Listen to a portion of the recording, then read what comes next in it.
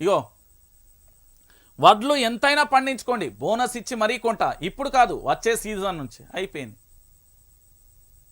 September 15లోగా చక్కెర factory తెరిపిస్తా, August 15 లోపు రుణమాఫీ, రైతు భరోసా. ఈసారి బాసర సరస్వతిపై ఓటేసి చెప్తున్నా, మతాల మధ్య చిచ్చు పెడుతున్న ప్రధాని, పార్లమెంట్ ఎన్నికలలో మోదీకి బుద్ధి చెప్పండి. నిజామాబాద్ ఆదిలాబాద్లో సీఎం రేవంత్. ఏంది, లక్ష్మీ నరసింహస్వామి మీద ఒట్టేసుడు అయిపోయింది.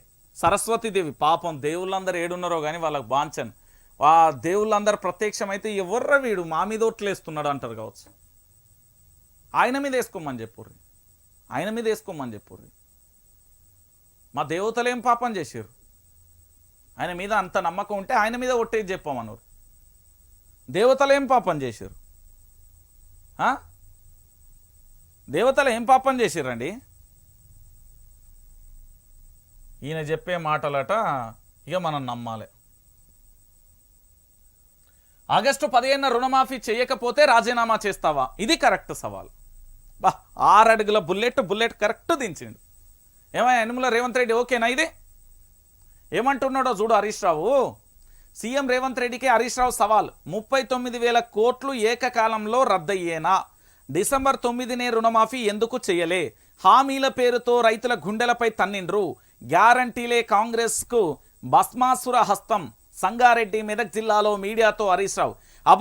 అబద్ధాల పునాదులపై అధికారంలోకి వచ్చిన కాంగ్రెస్ను ఎందుకు ఓడించాలో ప్రజల వద్ద 100 కారణాలు ఉన్నాయి. రైతు రుణమాఫీపై మాట తప్పినందుకు, రైతు భరోసాపై మాట తప్పినందుకు, 500 బోనస్పై తప్పినందుకు, ఆసరా పింఛన్ల మాట తప్పినందుకు, మహిళలకు 2,500 సాయం అందించినందుకు, కళ్యాణ లక్ష్మి ద్వారా తులం బంగారం ఇస్తామని మాట తప్పినందుకు, నిరుద్యోగ భృతిపై మాట తప్పినందుకు కాంగ్రెస్ ఓడించాలి. 6 గ్యారంటీలు చట్టబద్ధత కల్పిస్తామని ఎందుకు చెయ్యలేదు?